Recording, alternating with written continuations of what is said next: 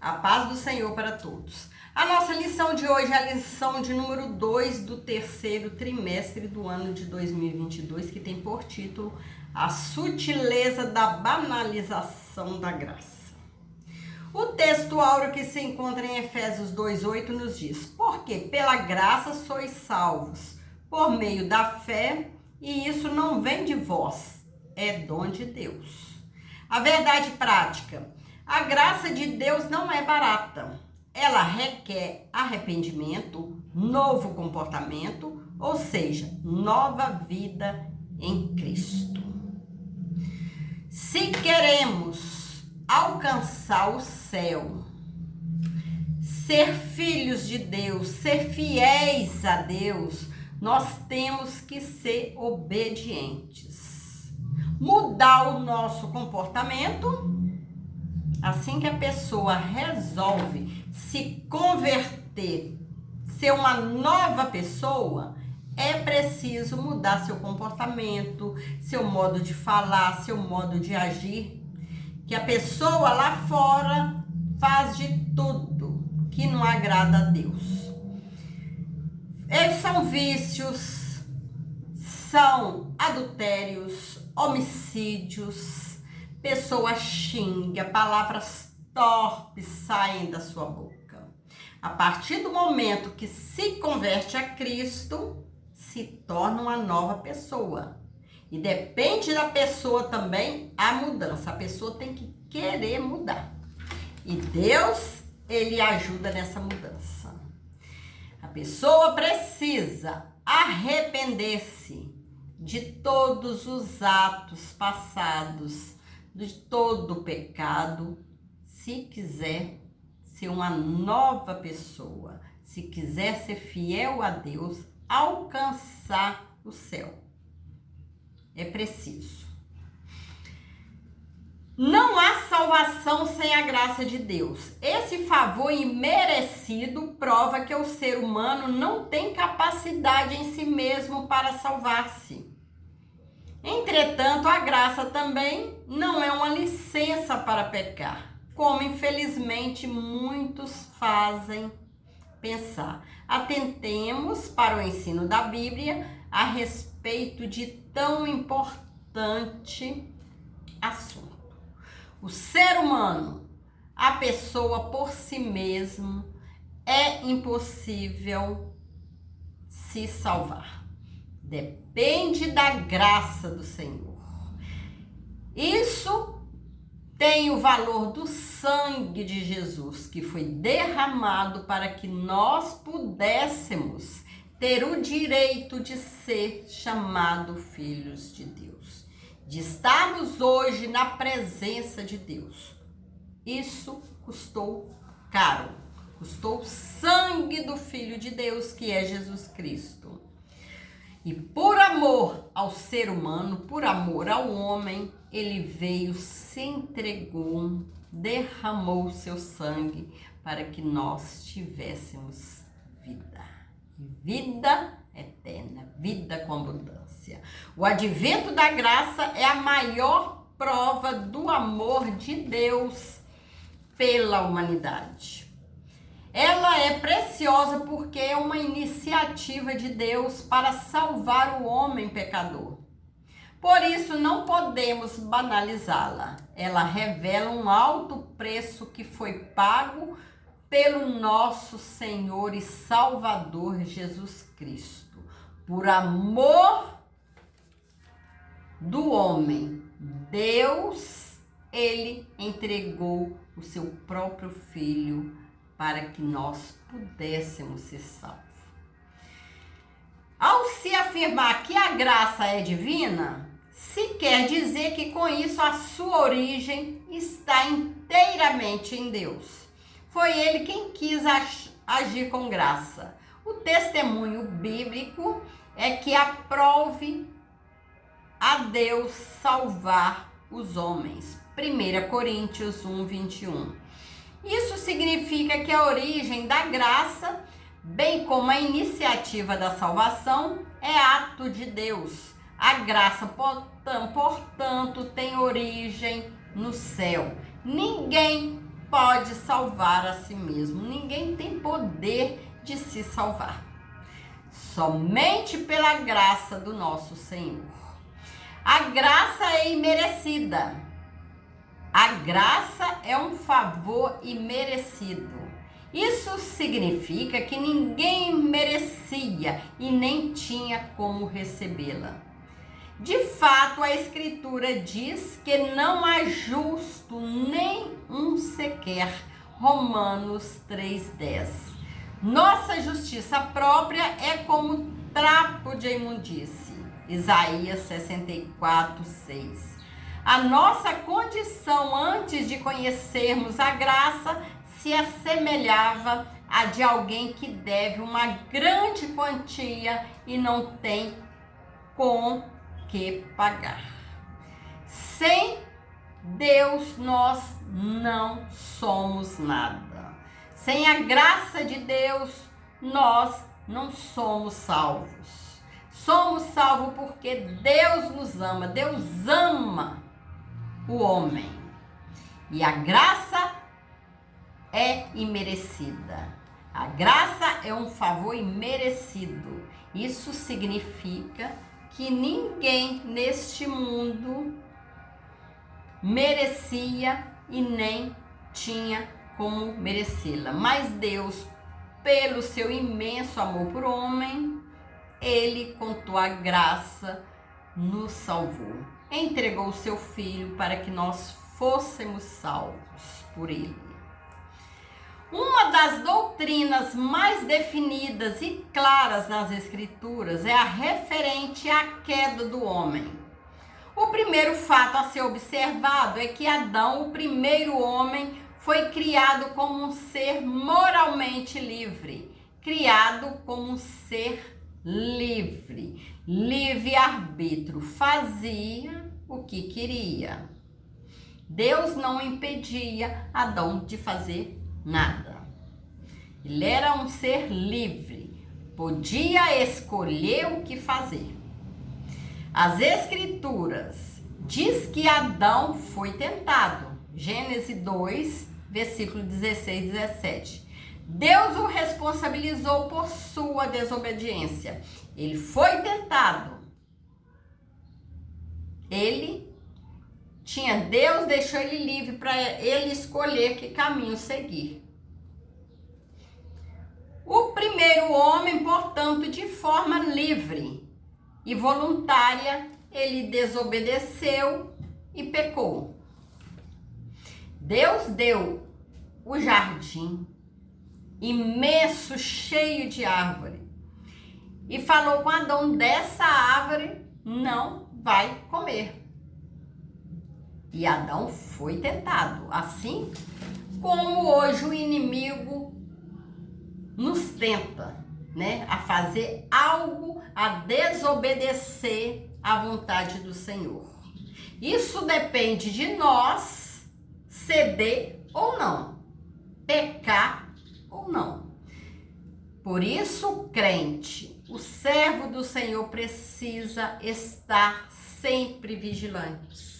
Porque o inimigo, ele vai usar suas artimanhas para tentar derrubar o crente.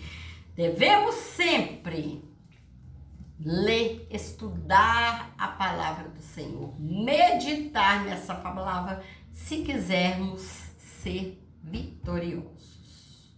Orar ao Senhor, orar sem cessar, estudar, meditar na santa palavra e vigiar. Porque o inimigo, ele quer nos derrubar. Ele não está feliz de nos ver felizes ao lado do Senhor. Filhos obedientes, fazendo a vontade de Deus. Ele quer destruir o homem, quer jogar o homem no lamaçal do pecado. O segundo fato é que a queda do homem produziu consequências, tanto para ele como para a sua posteridade. Adão era o cabeça da raça. E como tal, todos os homens estavam sob seus lombos. Romanos 5, versículo 12b. Gênesis 3, 23. Ninguém, portanto, ficou fora da esfera do pecado. Tendo caído no pecado, o homem não podia por si mesmo se libertar. Se hoje temos que trabalhar, suar para garantir o nosso pão, é porque no passado Adão pecou. Se temos dores, se sentimos tristezas, é porque Adão pecou. Porque Deus, ele fez o homem para obedecer a ele. Se Adão mais Eva tivesse obedecido, hoje não precisaríamos chorar, trabalhar arduamente, né? Digamos assim, para garantir o pão. Mas tudo foi consequência do pecado, tudo foi consequência da desobediência. E o homem ainda hoje é desobediente e sofre as consequências. Além dele, a família, todos que estão ao seu redor também sofrem pela desobediência. Por isso, a Bíblia nos adverte a sermos obedientes, sermos vigilantes. Ninguém, portanto, ficou fora da esfera do pecado. Tendo caído no pecado, o homem não podia por si mesmo se libertar. Por isso, precisou que Deus enviasse o seu Filho Jesus para morrer, para nos garantir a salvação. Uma das consequências advindas da queda foi a necessidade da satisfação da justiça divina. Por isso, a justiça de Deus exige a punição do pecado. Isso porque Deus, sendo justo e santo, não deixaria o pecado impune. Contudo, assim como Deus é justo, da mesma forma, ele é amor. Muitos pecam. E quando alguém chega para ele aconselhando que o pecado terá as consequências, a pessoa parece que está com a consciência já cauterizada, ele diz que Deus é amor. Deus é amor, sim. Deus perdoa, Deus ama o pecador, Deus quer que todos se salvem. Porém, tudo que o homem fizer terá suas consequências. Peca, tem suas consequências, porque Deus, ele é amor, mas também ele é justiça. Se pecou, é justo que o homem pague pelo seu pecado. Todo pecado tem suas consequências. Deus é justo da mesma forma, ele é amor. Isso é denominado pelos teólogos como a doutrina do duplo amor de Deus. O amor de Deus à justiça e o amor de Deus à humanidade. Se por um lado a justiça divina exige a punição do pecado, por outro lado o amor de Deus pela humanidade levou-o a prover a cruz como um meio de justificação. O homem, após pecar, perdeu aquele direito de morar no paraíso, perdeu aquele direito de chegar a Deus. E Deus sendo amor, para que isso acontecesse, precisou ele enviar o seu Filho imaculado, sem manchas, para morrer, para nos dar esse direito que hoje nós temos de chegar perto de Deus, de chegar, poder conversar com o Senhor. Ter esse direito de hoje alcançar a graça, ter esse direito de morar no céu, de ter essa paz, de hoje sermos templo do Espírito Santo. Podemos conversar com Deus sem intermediário. Tudo por amor ao homem. Deus nos deu esse direito, mas para ter esse direito, custou o sangue de Cristo. Custou o sofrimento de Cristo.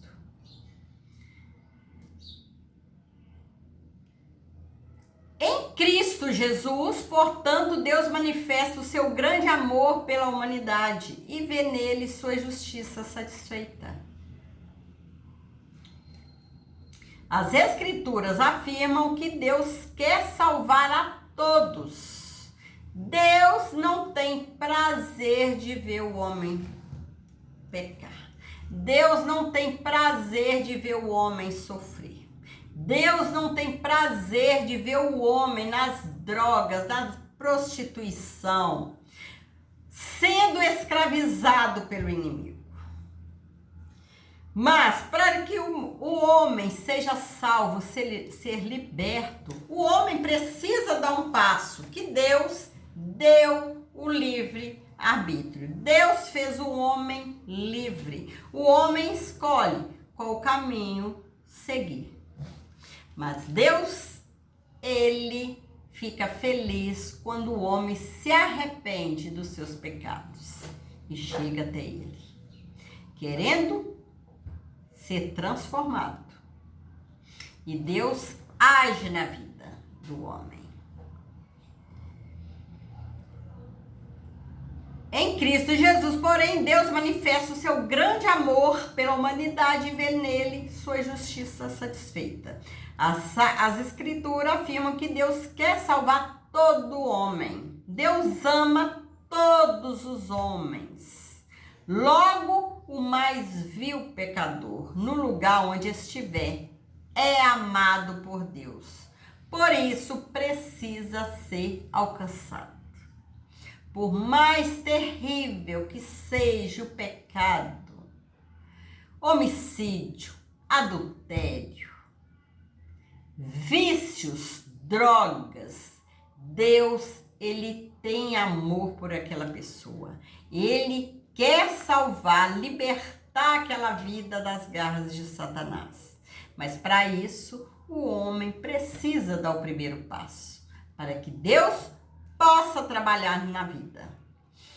O alcoólatra, o adúltero, o homicida, todos são amados por Deus. E todos, Deus quer salvar, Deus quer transformar essas vidas.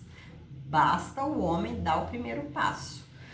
Todos serão aceitos por Deus se receberem a graça divina, que é Jesus Cristo. Todos serão recebidos por Deus. Mas como Deus fez o homem livre, o homem tem que querer ser transformado. O homem tem que cair em si, que ele está no caminho errado. Que se continuar nesse caminho, terá a morte eterna. Que o Senhor possa continuar abençoando a tua igreja, fortalecendo, dando força à tua igreja para continuar a pregar esse evangelho que transforma a vida, que salva a vida, que traz vidas para o reino de Deus, que tira vidas das mãos do inimigo.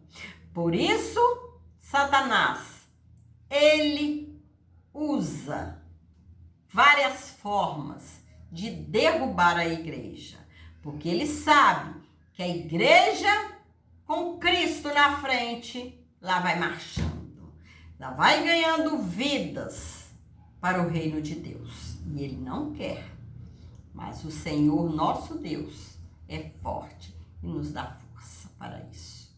Basta que nós sejamos vigilantes, orar e meditar sempre na palavra, estudar sempre a palavra de Deus, aprender cada dia mais na palavra de Deus.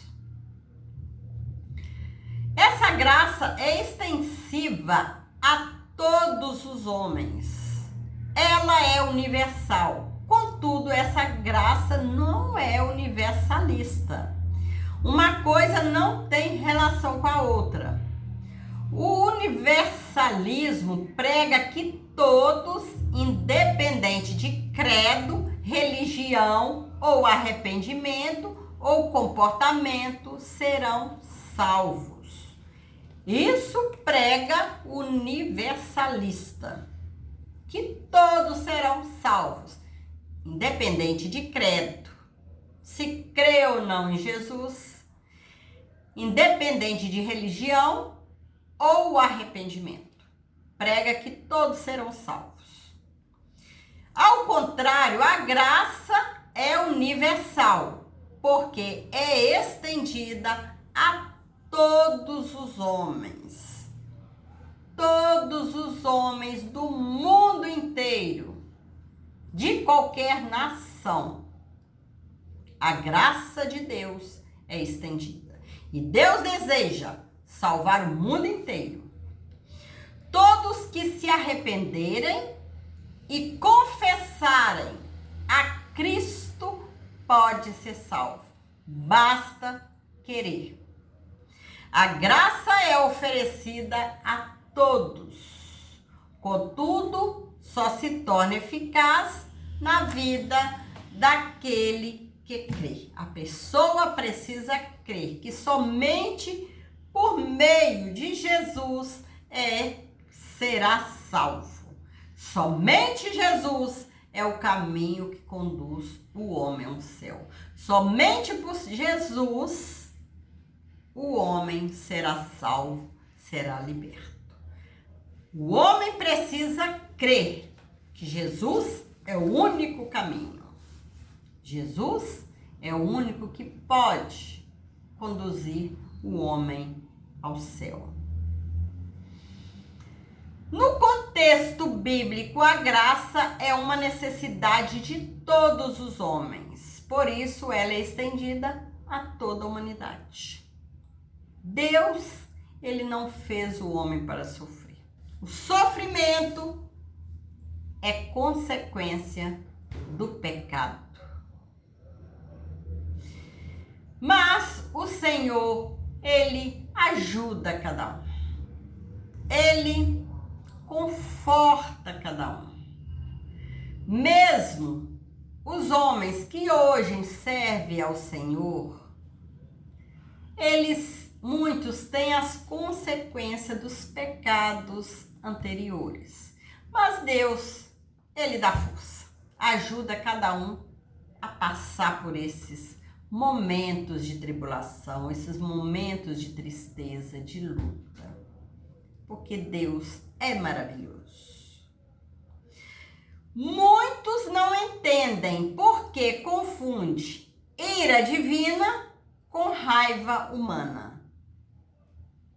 Deus tem o direito de estar irado. Ambas têm pouca coisa em comum. A ira dos homens é tipicamente autoacionada e inclinada a explosões de tempestades e atos violentos. Ficamos irados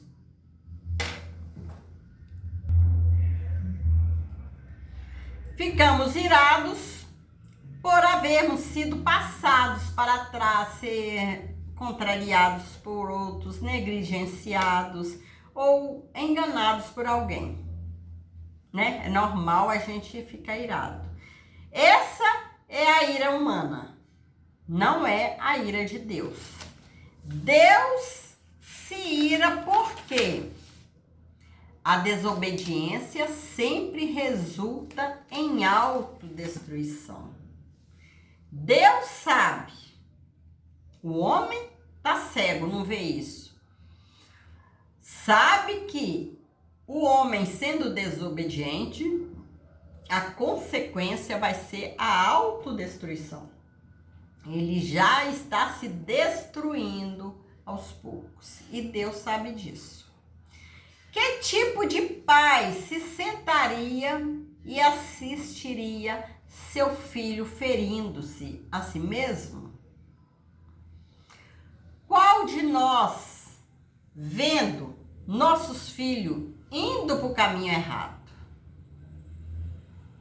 e nós sabendo que ele está se autodestruindo, um exemplo é as drogas, né? Que o homem se droga e está se autodestruindo. Qual é o pai, qual é a mãe que se sente feliz? Que se sentaria tranquilamente vendo o filho se autodestruir? Assim é Deus. Deus se entristece com isso. Você acha que ele dá risadinha quando vê um adúltero ou ri em silêncio de um assassinato? Claro que não. Pensa que ele olha para o outro lado quando produzimos programas de entrevistas baseados em prazeres perversos? Imagina que ele balança a cabeça e diz: humanos são humanos. Eu não acho. Deus, ele se entristece vendo o filho se autodestruir. A corrupção da doutrina da graça, o contexto da reforma protestante do século XVI é muito diversificado. Contudo, é possível identificar alguns fatores que contribuíram para o surgimento da reforma. O catolicismo perdia influência e por isso surgiu uma reação contra os líderes religiosos por conta de seu baixo nível moral. A rejeição da doutrina católica como válida.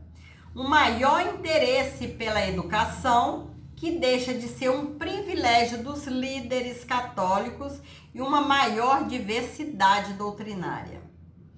De uma forma direta, pode-se afirmar que a reforma surge como uma resposta ao enfraquecimento, deturpação e negação da doutrina da graça, que no período medieval havia sido totalmente desconfigurada. A salvação pelas obras havia substituído a salvação pela fé. Somente a salvação das obras haviam substituído a salvação pela fé. Muitos acreditam que a salvação vem somente pelas obras, mas a salvação, ela vem pela fé em Cristo. As boas obras nós praticamos porque cremos em Jesus. E Jesus, ele, a palavra de Deus, nos ensina a ajudar o próximo, nos ensina a fazer boas obras. Porém, a salvação vem pela fé em Cristo, pela crença em Cristo, por crer que Jesus é o caminho que conduz à salvação. Em outras palavras, a salvação havia se tornado meritória.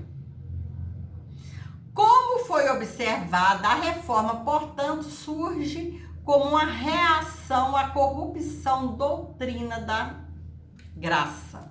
Lutero, um monge alemão agustiniano, se torna o principal porta-voz da doutrina pela fé somente. Posteriormente, o lema luterano seria conhecido como uma das 5 solas. Sola gratia, só a graça.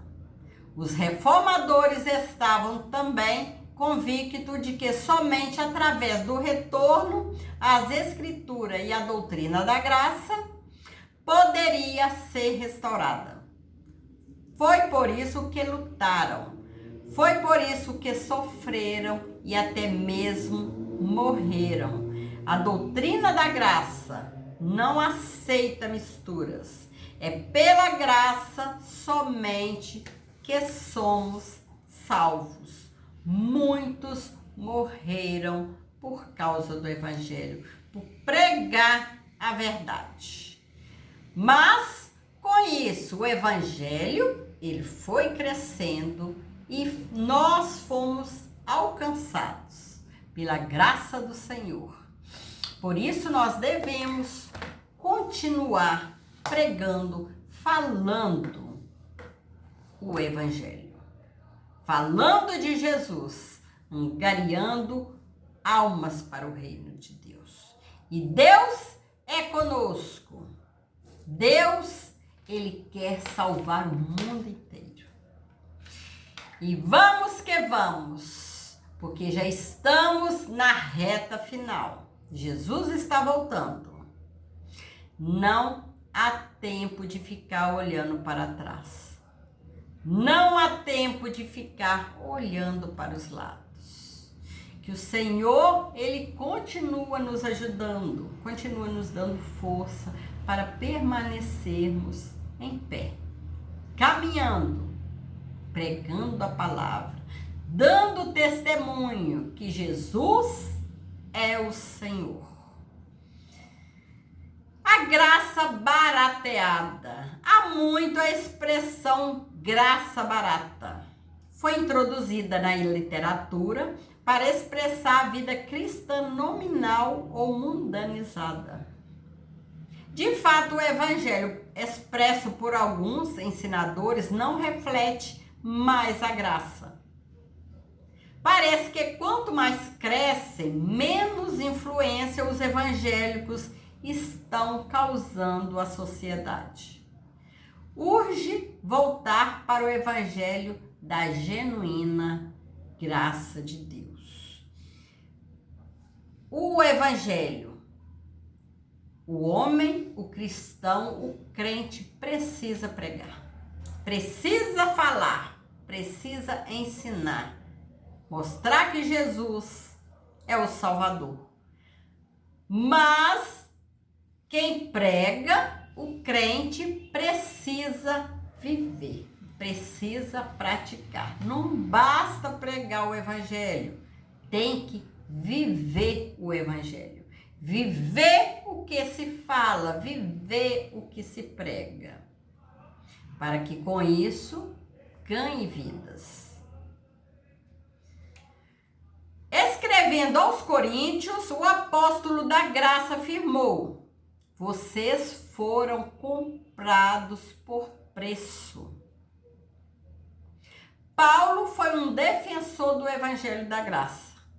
Em seu tempo, ele não aceitou de forma alguma os penduricalhos que alguns cristãos quiseram pôr ao evangelho. O apóstolo sabia do alto preço que custou a nossa salvação. O alto preço que foi o sangue de Jesus. Jesus que não tinha pecado. Jesus, o Filho de Deus, que derramou seu sangue para que nós pudéssemos ser salvos. O crente precisa valorizar esse preço que Jesus teve, que Jesus pagou por amor a nós. Nós temos que valorizar. O apóstolo sabia do alto preço que custou a nossa salvação, que foi o sangue de Cristo, um preço alto. A salvação é de graça, mas o seu preço custou caro. A salvação para nós hoje é graça, é de graça. Basta o homem se arrepender dos pecados, crer em Jesus que ele é salvo. Mas o preço da salvação foi caro, foi o sangue de Jesus. Temos que valorizar esse privilégio que nós temos hoje de servir ao Senhor, de trabalhar na obra do Senhor. Muitos, por qualquer coisinha, está deixando a igreja, está deixando de congregar, às vezes por causa de tititi de alguns. Mas esquecem o alto preço que Jesus pagou para que nós tivéssemos essa liberdade, fôssemos livres para servir a Ele. Duas coisas precisam ser observadas nesse texto. Primeiramente, a voz passiva do verbo grego indica que outra pessoa fez a transação por nós, e o tempo verbal diz que essa transação foi completa. Não há mérito humano. Cristo pagou o preço e fez tudo por nós. Nada mais precisa ser acrescentado à nossa salvação. Isso é graça. Nada mais precisa ser acrescentado. Jesus veio, derramou seu sangue, sofreu para que nós pudéssemos ser salvos. Nada precisa mais ser acrescentado. Jesus veio e fez tudo que havia de ser feito para que nós pudéssemos ser salvos. Hoje nós temos que dar muito valor a essa salvação, porque custou sangue.